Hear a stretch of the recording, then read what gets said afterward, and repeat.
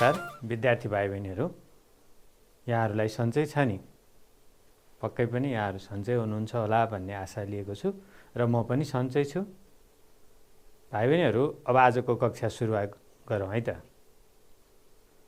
अघिल्लो कक्षामा हामीले कक्षा 7 एकाइ 3 जीवहरू र तिनको बनोट एकाइ अन्तर्गत जीवकोशको बारेमा छलफल गऱ्यौँ र त्यो छलफलको क्रममा हामीले हाम्रो वरिपरि भएका विभिन्न प्रकारका सजीव वस्तुहरूको शरीरको संरचना निर्माण गर्ने सबैभन्दा सानो एकाइको रूपमा जीवकोशलाई लिइने र त्यही जीवकोशबाट जीवहरूको शरीरको संरचना तयार हुन्छ भन्ने कुरा छलफल गऱ्यौँ। त्यसपछि सजीवहरूको जीवकोशको अध्ययन गर्ने क्रममा जनावर कोश र वनस्पति कोश फरक फरक किसिमका हुन्छन्। जनावर कोश र वनस्पति कोशमा पाइने अवयवहरू पनि फरक फरक हुन्छन् भन्ने विषय छलफल गर्दै आएका छौँ र आज त्यही कक्षाको निरन्तरता स्वरूप हामी जीवहरू र तिनको बनोट एकाइ अन्तर्गत जीवकोशहरूभित्र जन्तु कोशको बनोट कस्तो हुन्छ भन्ने बारेमा छलफल गर्नेछौँ र भाइ बहिनीहरू आजको कक्षामा यहाँहरूले सक्रिय रूपमा सहभागिता जनाउनुहुन्छ भन्ने आशा पनि लिएको छु। भाइ बहिनीहरू, अब आजको कक्षाको छलफल सुरुवात गरौँ है त। एकपटक भाइ बहिनीहरू यहाँ चित्रमा देखाइएका दुईवटा कोशहरूको अवलोकन गर्नुहोस् त। चित्रमा यहाँ दुईवटा कोशहरू देखाइएका छन्, पहिलो चित्र र दोस्रो चित्र हेर्नुहोस् त। यी कोशहरू कुन कुन कोश हुन् एकपटक यहाँहरूले अघिल्लो कक्षाका छलफलहरूको आधारमा यी कोशहरू पहिचान गर्नुहोस् न। पहिलो कोश यो कुन कोश हो? पक्कै पनि यहाँहरूले यो चित्रबाटै अनुमान गर्नु भइसकेको छ, यो जन्तु कोश हो पहिलो चित्र भने। दोस्रो अलि फरक आकारको जस्तो देखिएको दोस्रो चित्रको कोश चाहिँ वनस्पति कोशको चित्र हो। यो यहाँहरूले सजिलै अनुमान गर्न सक्नुहुन्छ। अब यिनै कोशमा भएका केही भिन्नता र समानताको बारेमा छलफल गरौँ। एउटा सूक्ष्मदर्शक यन्त्रबाट जनावर कोश र वनस्पति कोशको अवलोकन गऱ्यौँ हामीले भने यस्ता दुई खाले कोशहरू देख्छौँ हामी। अब यी दुईटा जनावर र वनस्पति कोशमा भएका अवयवहरूको तुलना गर्दा जनावर कोशमा पाइने तर वनस्पति कोशमा नहुने कोशको अवयव कुन होला? एकपटक अघिल्लो कक्षाको छलफल बाई फेरि स्मरण गर्नुहोस् त। जनावर कोशमा हुने तर वनस्पति कोशमा नहुने। यहाँहरूले सही अनुमान गरिसक्नुभयो। सेन्ट्रोजोम र लाइसोजोम भन्ने अवयवहरू जनावर कोशमा पाइन्छन् तर वनस्पति कोशमा ती अवयवहरू हुँदैनन्। हामीले जनावर कोश र वनस्पति कोशको तुलना गर्दा सेन्ट्रोजोम र लाइसोजोम जनावर कोशमा मात्र पाइने अवयवको रूपमा छलफल गरेका छौँ। अब त्यस्तै अर्को प्रश्न हेर्नुहोस् त। वनस्पति कोशमा चाहिँ हुने तर जनावर कोशमा नपाइने अवयवहरू। यहाँहरूले पक्कै पनि अघिल्लो वनस्पति कोशको छलफलको क्रममा यो अवयवहरूको बारेमा पक्कै पनि अभ्यस्त भइसक्नुभयो। वनस्पतिहरू हरियो देखिने, यिनीहरूमा हरित कण हुने, यिनीहरूको फल र फुल रङ्गीचङ्गी हुने, त्यो अवयव जसले बिरुवालाई हरियो बनाउँछ, फुल र फललाई रङ दिन्छ, त्यो अवयव वनस्पति कोशमा मात्रै पाइन्छ तर जनावर कोशमा चाहिँ पाइँदैन थियो। ल भन्नुहोस् त, अब त्यो अवयव कुन हो? पक्कै पनि यहाँहरूले अनुमान गरेको प्लास्टिड वनस्पति कोशमा मात्र पाइने अवयव हो जुन जनावर कोशमा पाइँदैन। र जनावरहरूले खानेकुरा बनाउने जुन प्रक्रिया हुन्छ वनस्पतिको जस्तो प्रकाश संश्लेषण क्रिया अर्थात् खाना बनाउने क्रिया गर्न नसक्ने कारण यही प्लास्टिड यिनीहरूको सेलमा हुँदैन जुन चाहिँ वनस्पति कोशमा मात्रै पाइन्थ्यो। अर्को एउटा प्रश्न फेरि हेर्नुहोस् त। जनावर कोश र वनस्पति कोशको बाहिरी सतह यहाँले यो चित्रमा पनि देख्न सक्नुहुन्छ। हेर्नुहोस् त, यो जनावर कोषको बाहिरी सतह अनि वनस्पति कोषको बाहिरी सतहको मोटाइ हेर्दा यो मोटाइ फरक फरक छ र यो मोटाइ फरक हुँदाखेरि जनावर कोष र वनस्पति कोषको आकारमा के भिन्नता हुन्छ होला?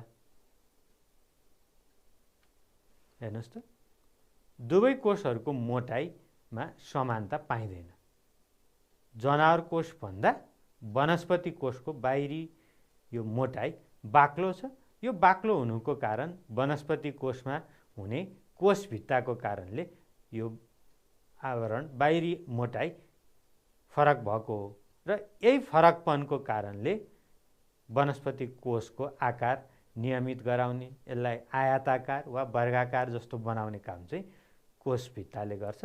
त्यो जनावर कोषमा हुँदैन भन्ने कुरा हामीले पक्कै पनि सिकिसकेका छौँ।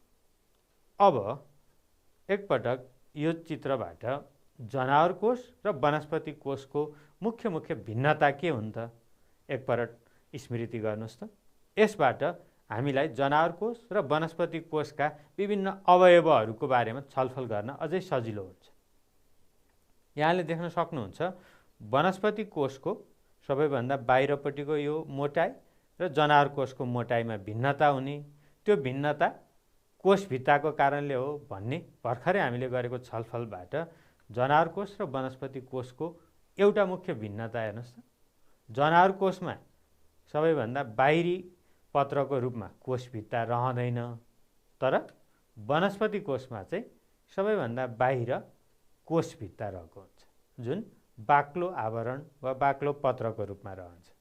यो दुईटा चित्रबाट पनि यहाँले तुलना गर्न सक्नुहुन्छ। एकपटक यो बाहिरी पत्रको अवलोकन गर्नुहोस् त। यस्तै गरी वनस्पति कोषमा भ्याकुलहरू हेर्नुहोस् त, यो भ्याकुल वनस्पति कोषमा भएको भ्याकुल ठुलो हुन्छ, त्यसको तुलनामा जनावर कोषमा भएको भ्याकुल साना साना हुन्छ र कुनै कुनै जनावर कोषमा भ्याकुल नै नहुने पनि गर्दछ। त्यसैले जनावर कोषमा भएका भ्याकुलहरू वनस्पति कोषका भन्दा साना र कुनैमा भ्याकुल हुँदैनन्, तर वनस्पति कोषको भ्याकुल यो जुन प्लास्टिकको थैला जस्तो हेर्नुहोस् त भ्याकुल, यिनीहरू ठुला हुन्छ वनस्पति कोषमा। अर्को जनावर कोषमा प्लास्टिड हुँदैन, तर वनस्पति कोषमा चाहिँ त्यही प्लास्टिड पाइन्छ, जुन वनस्पति कोषमा मात्रै पाइने अवयव हो भने सेन्ट्रोजोम जनावर कोषमा मात्रै पाइन्छ। यहाँले यो चित्रमा हेर्न सक्नुहुन्छ सेन्ट्रोजोम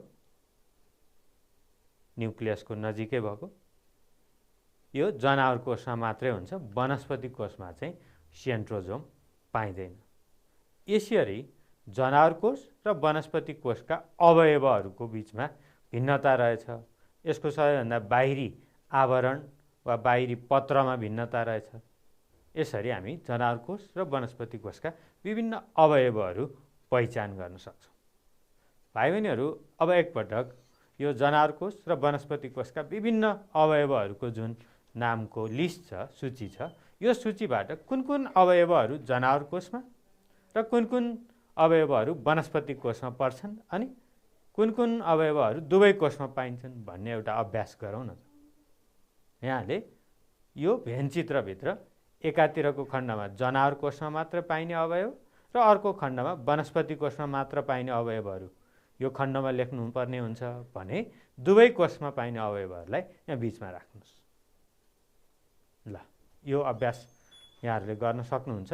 एकपटक यो अभ्यासबाट यी अवयवहरूलाई कता कता कसरी राखिँदो रहेछ अवलोकन गरौँ है त। हेर्नुहोस् त, सेन्ट्रोजोम यो खण्ड भनेको जनावर कोषमा मात्र पाइने अवयवहरूको खण्ड हो यो भाग, त्यसैले सेन्ट्रोजोम जनावर कोषमा मात्रै हुने। लाइसोजोम जनावर कोषमा मात्रै पाइने अवयव, अनि वनस्पति कोषमा मात्रै पाइने अवयवहरू यहाँ भएका मध्ये हेर्नुहोस् त, कोषभित्ता, प्लास्टिड, यी अवयवहरू जनावर कोष र वनस्पति कोषमा मात्रै पाइन्छ। प्लास्टिड जनावर कोषमा हुँदैन, कोषभित्ता जनावर कोषमा हुँदैन। त्यस्तै गरी सेन्ट्रोजोम र लाइसोजोम वनस्पति कोषमा पाइँदैन। छुट्टा छुट्टै कोषमा पाइने अवयव भए भने बाँकी अवयवहरू राइबोसोम, न्युक्लियस, भ्याकुल, माइटोकोन्ड्रिया, कोष झिल्ली, साइटोप्लाज्म दुवै कोषमा पाइने अवयवहरू भए। अब आजको कक्षामा हामी यी दुवै खाले अवयवहरूमध्ये जनावर कोषमा पाइने अवयवहरू कुन कुन हुन् र ती अवयवहरू कस्ता कस्ता हुन्छन्, तिनीहरूले जनावर कोषमा कस्तो कस्तो भूमिका निर्वाह गर्छन् भन्ने कुरा छलफल गर्छौँ।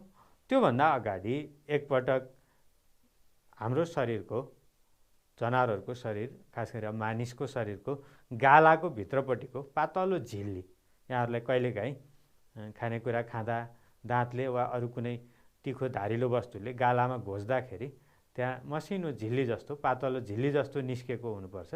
त्यो झिल्लीलाई सूक्ष्मदर्शक यन्त्रमा राखेर हेऱ्यो भने कस्तो देखिन्छ, एकपटक यो गालाको कोष कस्तो देखिन्छ त्यसको चित्रको अवलोकन गरौँ। त्यसपछि हामी त्यो कोषकै आधारमा जनावर कोषमा कस्ता कस्ता अरू अवयवहरू पाइन्छन् छलफल गर्छौँ है त। हेर्नुहोस् त यो चित्रमा यी साना कोषहरूलाई अलि ठुलो बनाएर हेऱ्यो भने यस्ता खण्ड खण्ड परेका भागहरू देख्न सक्नुहुन्छ। यो हरेक भागहरू एउटा कोष हुन् अनि कोषमा सबैभन्दा बाहिर कोष झिल्लीको रूपमा रहेको एउटा पत्र हुन्छ। त्यसको भित्र यो खाली ठाउँमा साइटोप्लाज्म भरिएको हुन्छ भने केन्द्रतिर भएको यो न्युक्लियस। खास गरी कोषमा यी तीनवटा प्रमुख भागहरू कोष झिल्ली, साइटोप्लाज्म र न्युक्लियस रहेको हुन्छ। हेर्नुहोस् त अझै ठुलो चित्र हेर्दाखेरि ती भागहरू देख्न सकिन्छ। त्यसैले जनावर कोष र वनस्पति कोष दुवैमा प्रमुख तत्त्वको रूपमा, कोषको अवयवको रूपमा कोष झिल्ली जसले बाहिरबाट कोषलाई ढाकेर राखेको हुन्छ, साइटोप्लाज्म र न्युक्लियस, यी तीनवटा कोषका प्रमुख भागहरू हुन् भने अब जनावर कोषमा चाहिँ सबैभन्दा बाहिरी पत्रको रूपमा नै यही कोष झिल्ली, हेर्नुहोस् त यो कोष झिल्ली सबैभन्दा बाहिरी पत्रको रूपमा रहन्छ। यसैले यो भित्र भएको यहाँ अहिले पहेँलो जस्तो देखिएको यो खाली भाग यहाँ तरल पदार्थको रूपमा साइटोप्लाज्म रहन्छ भने केन्द्रमा गोलाकार वस्तुको रूपमा न्युक्लियस रहेको हुन्छ। यी दुवै वस्तुहरूलाई बाहिरबाट कोष झिल्लीले ढाकेर राखेको हुन्छ। भाइ बहिनीहरू, अब यहाँहरूलाई म एउटा जनावर कोषको सानो नमुना देखाउँछु। एकपटक त्यो नमुना हेरौँ र जनावर कोषमा अरू थप के अवयवहरू हुन्छन् एकपटक अवलोकन गरौँ है त। भाइ बहिनीहरू, एकपटक यो जनावर कोषको एउटा नमुना अवलोकन गर्नुहोस् त।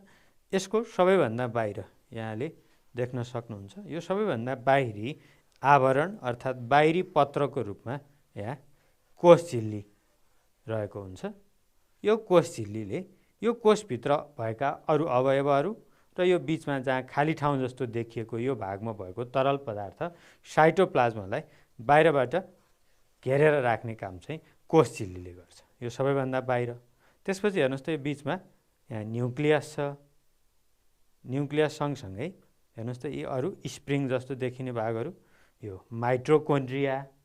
माइटोकोन्ड्रिया के हो, यसले के काम गर्छ भन्ने कुरा हामी थप छलफल गर्नेछौँ। यो बिचको यो ठाउँमा साइटोप्लाज्म रहेको हुन्छ।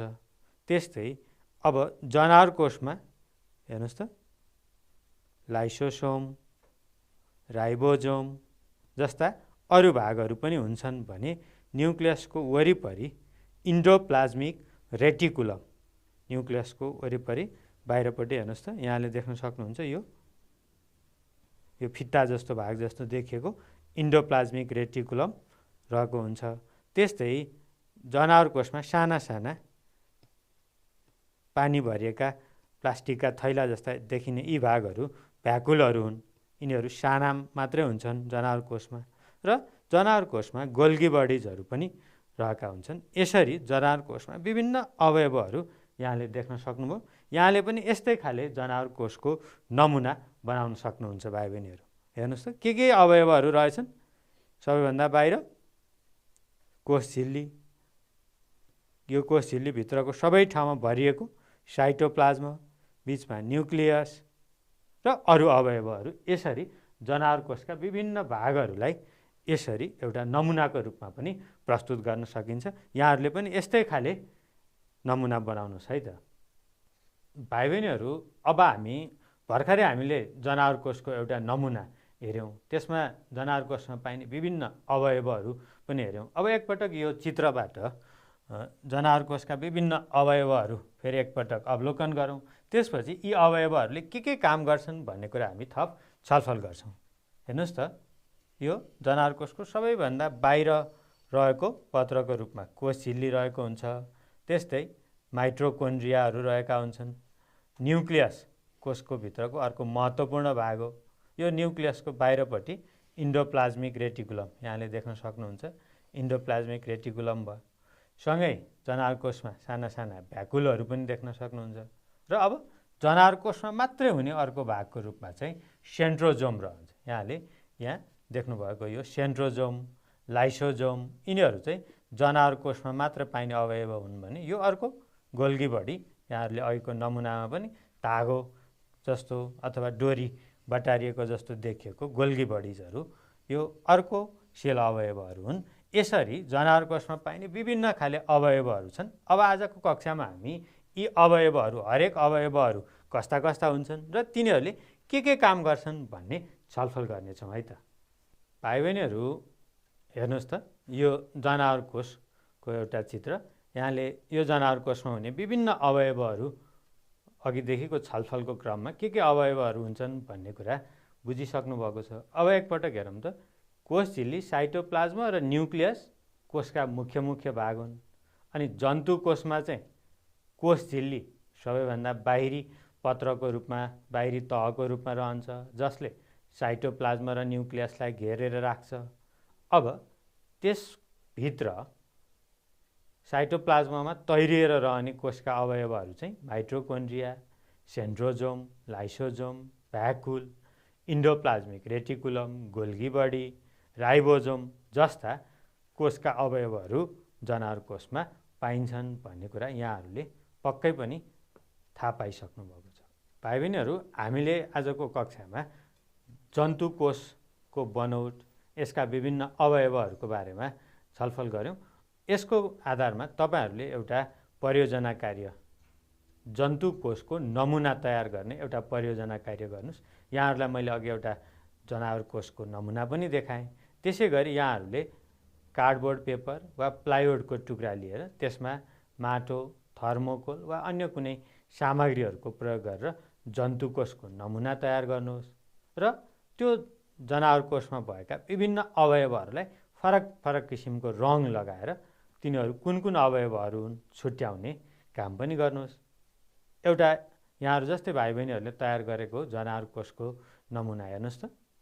यसै गरी यहाँहरूले पनि जनावर कोषको एउटा नमुना तयार गर्नुहोस्। अनि त्यसमा भएका विभिन्न अवयवहरूलाई फरक फरक रङ दिनुहोस् र तिनीहरूको नामाङ्करण पनि गर्नुहोस् र यसरी जन्तु कोषको एउटा नमुना तयार गर्ने काम गर्नुहोस् है त भाइ बहिनीहरू। अब आजको कक्षामा हामी यी जनावर कोषका विभिन्न अवयवहरूको बारेमा छलफल गर्छौँ। जन्तु कोषमा सबैभन्दा बाहिरी तहको रूपमा रहने अवयव कुन हो? पक्कै पनि यो कोष झिल्ली हो। कोष झिल्ली जनावर र वनस्पति दुवै कोषमा पाइन्छ, तर वनस्पति कोषमा कोष झिल्ली भन्दा पनि बाहिर अर्को पत्रको रूपमा कोषभित्र रहन्छ, तर जनावर कोषमा चाहिँ कोष झिल्ली नै सबैभन्दा बाहिरी पत्रको रूपमा रहन्छ। यो पातलो, तन्कने र सजीव प्रकृतिको, अर्थात् सजीवको जस्तो गुण भएको पदार्थ हो। यो लिपिड र प्रोटिनबाट बन्दछ र यसले कोषलाई चाहिने आवश्यक पदार्थहरू भित्र जान दिने र कोषमा नचाहिने पदार्थको रूपमा उत्पन्न भएका वस्तुहरूलाई कोषबाट बाहिर पठाउने काम गर्छ। त्यसरी जनावर कोषभित्र चाहिने पदार्थ पठाउने र जनावर कोषबाट नचाहिने पदार्थ बाहिर निकाल्ने भएको भएर यसलाई अर्धपारगम्य झिल्ली अर्थात् सेमी पर्मिएबल मेम्ब्रेन पनि भनिन्छ। यसले आंशिक रूपमा पदार्थलाई भित्र जान दिने र बाहिर निकाल्ने काम गर्दछ। यो कोष झिल्ली जुन जनावर कोषको सबैभन्दा बाहिरी तह हो। त्यसै गरी जनावर कोष र वनस्पति कोष दुवै कोषमा पाइने अर्को महत्त्वपूर्ण अवयव साइटोप्लाज्म जुन तरल पदार्थको रूपमा कोष झिल्ली र न्युक्लियसको बिचमा रहेको हुन्छ। हेर्नुहोस् त, यो बाहिरको कोष झिल्ली र भित्रको न्युक्लियस, यो बिचको यो ठाउँ सबै साइटोप्लाज्मबाट भरिएको हुन्छ। यो अर्धतरल पदार्थ हो जसमा पानी, लवण, खनिज पदार्थ, भिटामिन, प्रोटिन आदि वस्तुहरू मिलेर यो साइटोप्लाज्म बनेको हुन्छ। र साइटोप्लाज्ममा कोषका अवयवहरू रहन्छन्। ती अवयवहरू पनि दुई प्रकारका हुन्छन्। साइटोप्लाज्ममा रहने सजीव प्रकृतिका अवयवहरू अर्गानेल्स हुन् भने निर्जीव प्रकृतिका अवयवहरू चाहिँ इन्क्लुजन हो।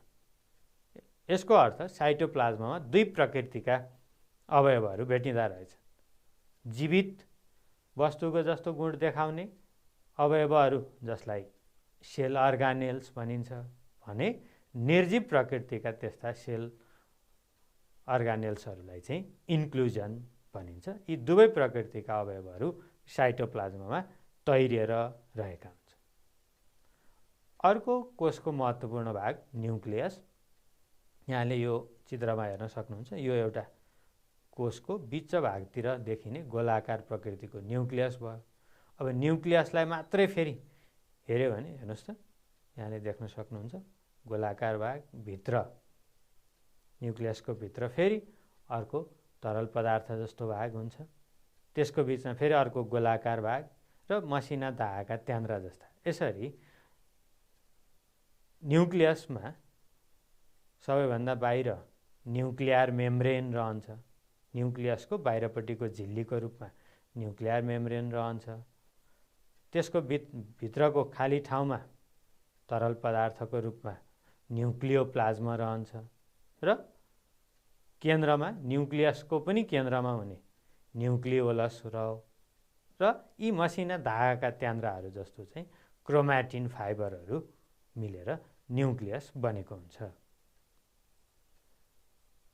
साइटोप्लाज्ममा रहेको हुन्छ न्युक्लियस। यो गोलाकार वा अण्डाकार वस्तुको रूपमा रहन्छ। यो भित्र पनि न्युक्लियर मेम्ब्रेन, न्युक्लियोप्लाज्म, न्युक्लियोलस र क्रोमाटिन फाइबर गरेर चारवटा मुख्य भागहरू हुन्छ। र कोषको सबै खाले क्रियाकलापहरूको नियन्त्रण गर्ने काम चाहिँ यही न्युक्लियसले गर्छ। त्यसैले न्युक्लियसलाई कोषको केन्द्रको रूपमा लिइन्छ। कोषमा हुने सबै किसिमका गतिविधिहरू वा क्रियाकलापहरूको नियन्त्रण गर्ने काम चाहिँ न्युक्लियसको हो। त्यसैले यसलाई कोषको केन्द्र मानिन्छ। त्यसै गरी अर्को कोषको महत्त्वपूर्ण अवयव माइटोकोन्ड्रिया। यहाँहरूले अघिको चित्रमा पनि हेर्नुभयो। यहाँ चित्रमा हेर्नुहोस् त, यो स्प्रिङ जस्तो देखिने यी भागहरू माइटोकोन्ड्रियाहरू हुन्। र माइटोकोन्ड्रिया जनावर कोष, वनस्पति कोष दुवैमा पाइन्छ। लाम्चो आकारका हुन्छन्। यिनीहरूले जीवकोषमा श्वास प्रश्वास क्रियाको सञ्चालन गर्ने र शक्ति उत्पादन तथा भण्डारण गर्ने काम गर्दछ। यसरी शक्ति उत्पादन गर्ने प्रक्रियासँग सम्बन्धित भएको भएर माइटोकोन्ड्रियालाई कोषको ऊर्जाघर अर्थात् शक्ति भण्डार पनि भन्ने गरिएको छ। किन यस्तो नाम दिएको भन्दा यिनीहरू जीवहरूमा श्वास प्रश्वास क्रिया सञ्चालन गरेर शक्ति निकाल्ने, शक्ति उत्पादन गर्ने, शक्ति भण्डारण गरेर राख्ने र चाहिएको बेलामा त्यो शक्तिलाई प्रयोग गर्ने गरी शक्तिसँग सम्बन्धित गतिविधिहरूमा संलग्न हुन्छन्। तसर्थ माइटोकोन्ड्रिया कोषको ऊर्जाघर अर्थात् पावर हाउस हो।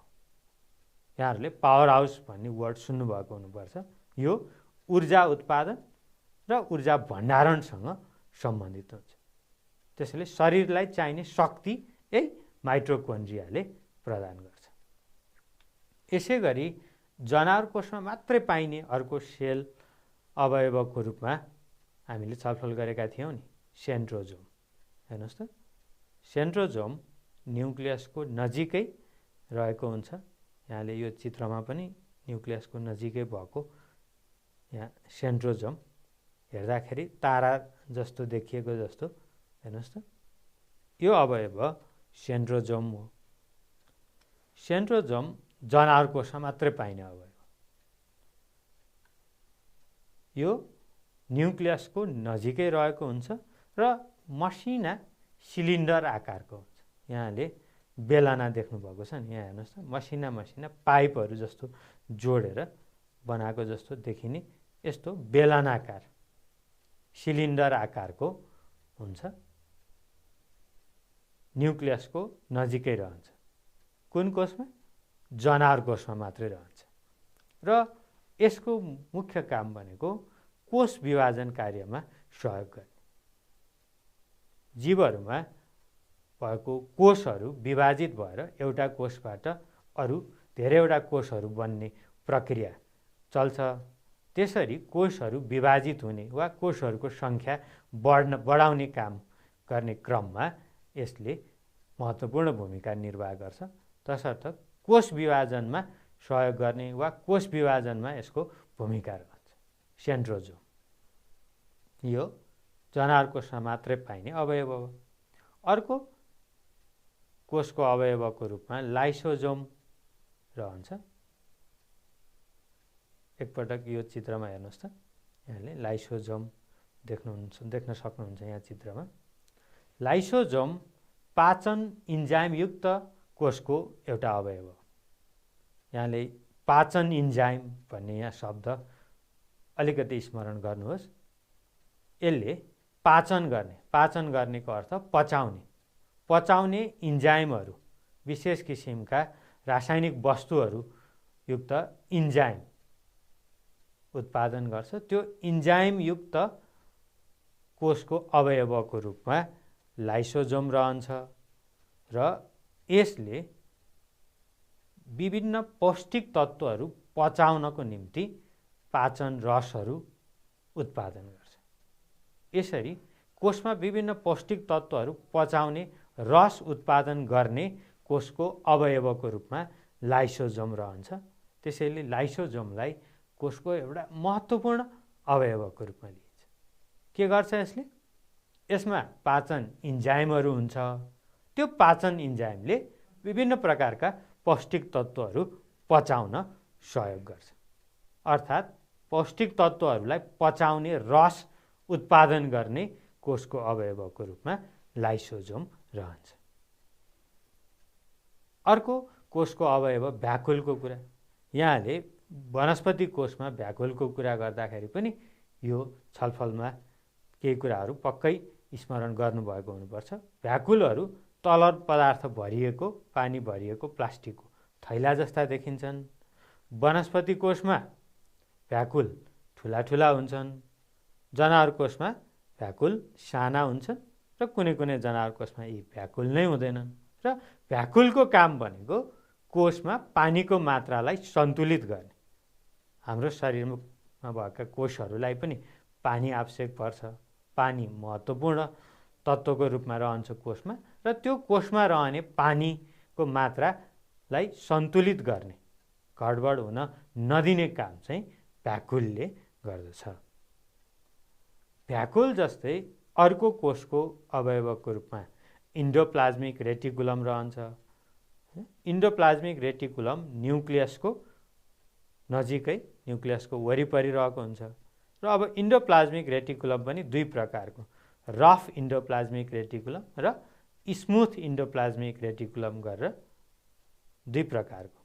रफ भन्नाले अलिक खस्रो किसिमको अनि स्मुथ भनेको नरम चिल्लो जस्तो देखिने दुई प्रकारका इन्डोप्लाज्मिक रेटिकुलमहरू न्युक्लियसको वरिपरि रहेका हुन्छन्।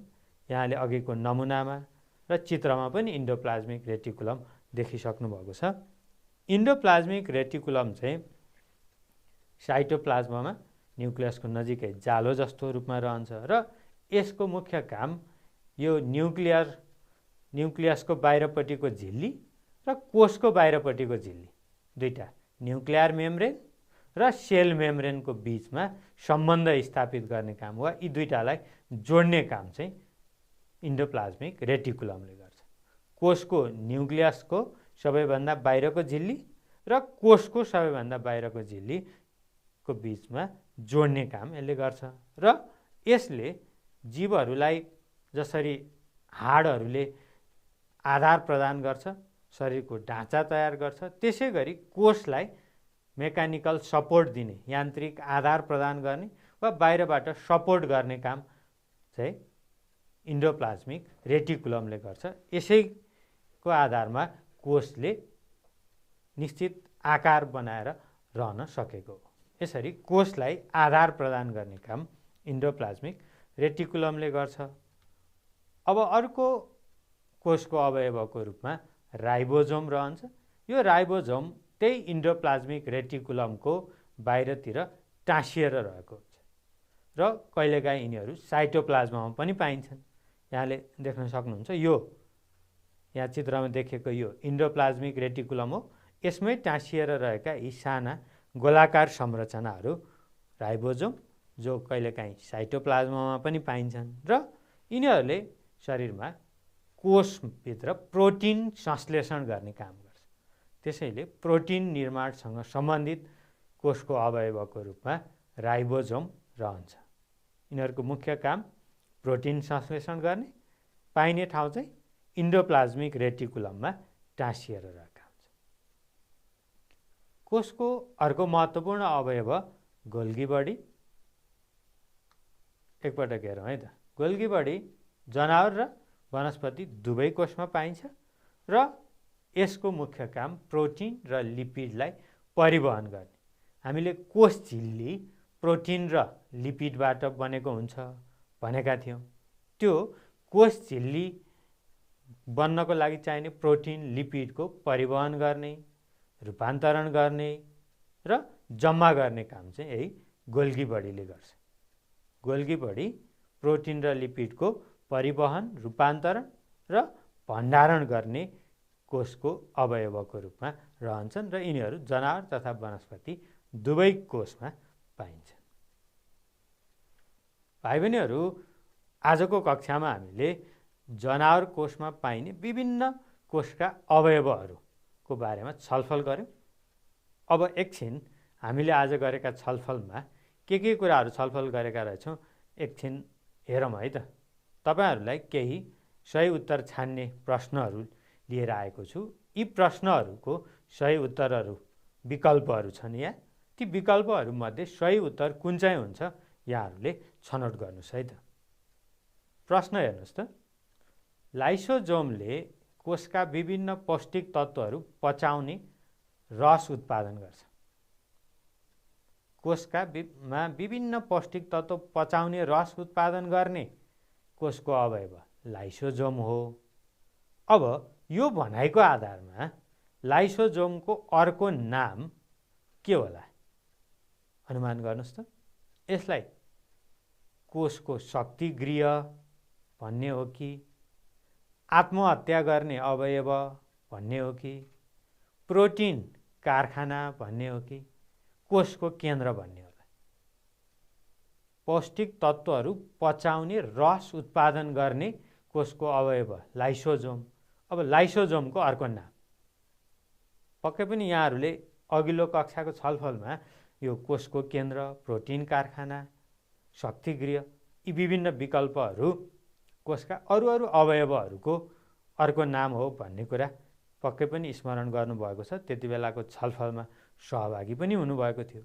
भनेपछि यसले कोषका अवयवहरूलाई खाइदिने अर्थात् पचाइदिने भएको भएर, हेर्नुहोस् त, पौष्टिक तत्त्व पचाउने कोषको अवयव भएको भएर यसलाई आत्महत्या गर्ने अवयवको रूपमा हेरिन्छ।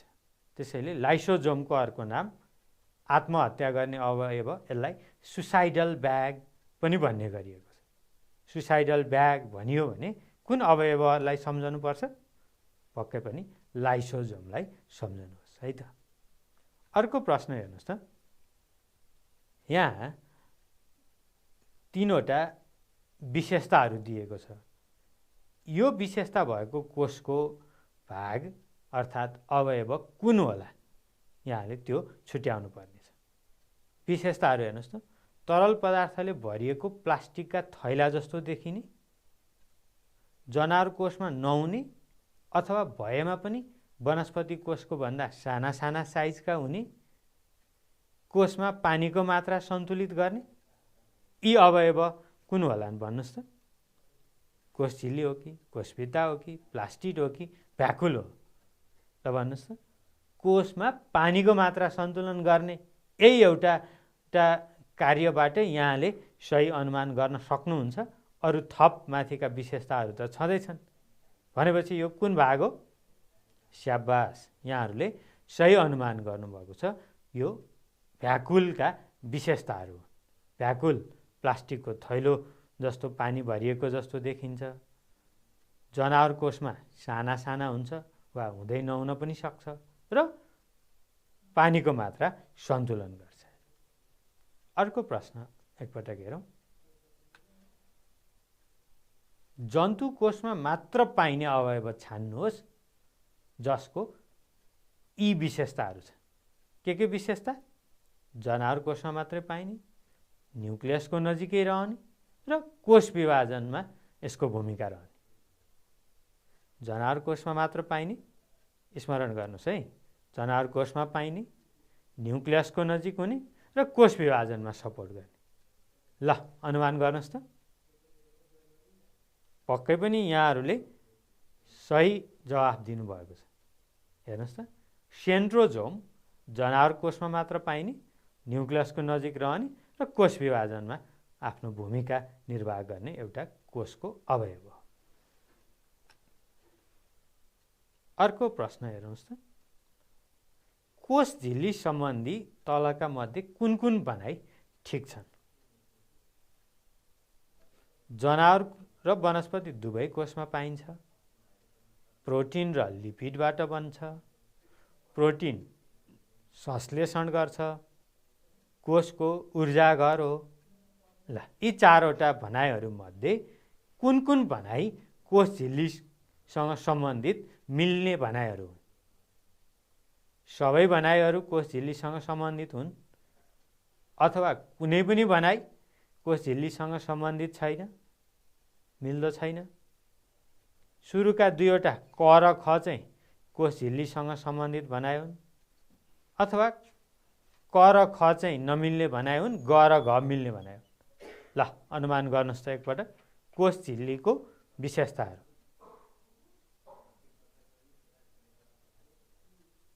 स्याबास, यहाँहरूले सही जवाफ दिनुभएको छ। ल अरूले पनि हेर्नुहोस् त। क र ख चाहिँ कोष झिल्लीसँग सम्बन्धित ठिक भनाइ हो। कोष झिल्ली जनावर र वनस्पति दुवै कोषमा हुन्छ अनि प्रोटिन र लिपिडबाट बनेको हुन्छ। यो दुईटा ठिक भनाइ भयो। प्रोटिन संश्लेषण गर्दैन कोष झिल्लीले अनि ऊर्जा वा शक्ति उत्पादन भण्डारण पनि गर्दैन यसले। त्यसले यी ग र घका भनाइहरू बेठिक छन्, क र खको भनाइ मात्रै ठिक छ। पक्कै पनि यहाँहरूले यी भनाइहरूबाट कोष झिल्लीसँग सम्बन्धित कोष झिल्लीका गुणहरू, यसको कार्य पक्कै सम्झनु भयो। अर्को अन्तिम प्रश्न एकपटक हेर्नुहोस् त। यहाँ चारवटा कोषका अवयवहरू लेखिएको चारवटा वाक्यहरू छ।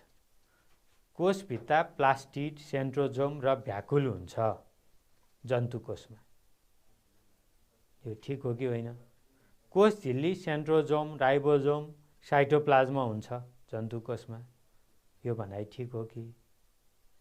कोषभित्ता कोष झिल्ली प्लास्टिड र भ्याकुल हुन्छ।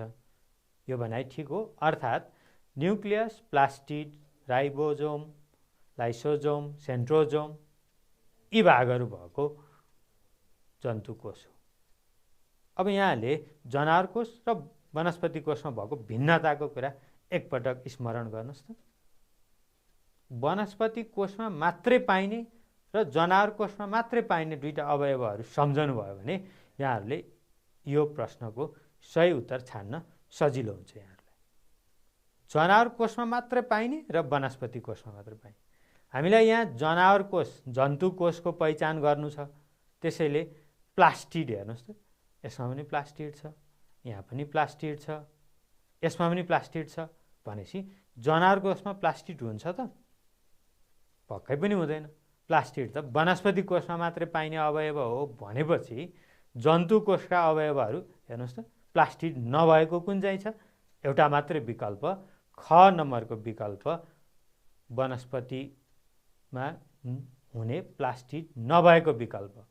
र यहाँ सेन्ट्रोजोम यहाँले देख्नुभएको हुनुपर्छ। यो सेन्ट्रोजोम जन्तु कोषमा मात्रै पाइन्छ। यसरी सही उत्तर कुन रहेछ? ख सही उत्तर हो। किनभने जन्तु कोषमा कोशिल्य हुन्छ, सेन्ट्रोजोम, राइबोजोम र साइटोप्लाज्म हुन्छ। यही कुरा सेन्ट्रोजोम वनस्पति कोषमा हुँदैन। अनि जन्तु कोषमा चाहिँ यहाँ अरू विकल्पहरूमा भए जस्तो, अरू अप्सनमा भए जस्तो प्लास्टिड हुँदैन। त्यसैले जनावर कोष पहिचान गर्ने महत्त्वपूर्ण आधार भनेको सेन्ट्रोजोम नै हो।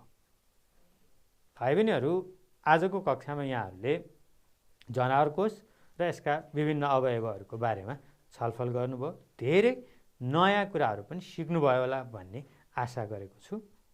यहाँहरूलाई अघि नै एउटा परियोजना कार्य, जन्तु कोषको नमुना बनाउने परियोजना कार्य दिएको थिएँ। अब यसै गरी जन्तु कोषका विभिन्न अवयवहरू देखिने गरी चार्ट पेपरमा एउटा चित्र कोर्नुहोस्। त्यो चित्रमा जन्तु कोषमा भएका विभिन्न अवयवहरूको उपयुक्त तरिकाले नामाङ्करण पनि गर्नुहोस् र त्यसलाई कक्षा कोठाको भित्तामा टाँस्नुहोस्। है त? सक्नुहुन्छ नि यहाँहरूले? पक्कै पनि अघिल्लो कक्षामा यहाँहरूलाई वनस्पति कोषको चित्र बनाउन दिएको परियोजना कार्य पनि यहाँहरूले पुरा गर्नुभएको होला। त्यसै गरी आजको कक्षामा जन्तु कोषको एकदमै आकर्षक, सफा र सबै अवयवहरू स्पष्ट देखिने एउटा चित्र बनाउने, त्यसको नामाङ्करण गर्ने कामको अर्को परियोजना कार्य छ। यसलाई पनि पुरा गर्नुहोस् है त?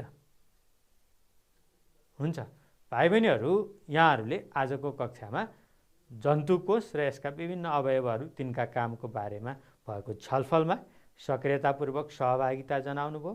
विभिन्न कोषका अवयवहरूको बारेमा नयाँ नयाँ अवधारणाहरू पनि यहाँहरूले सिक्नुभयो होला भन्ने आशा लिएको छु। र यी कुराहरूलाई पुनः एकपटक यहाँहरूले साथीहरूको बिचमा छलफल गर्नुहुनेछ, पाठ्यपुस्तक हेर्नुहुनेछ र आफ्नो सिकाइलाई अझै सुदृढ बनाउनुहुनेछ भन्ने आशा गर्दै आगामी कक्षाहरूमा भेट्ने बाचासहित आजलाई यहाँहरूसँग बिदा माग्छु। धन्यवाद। नमस्कार।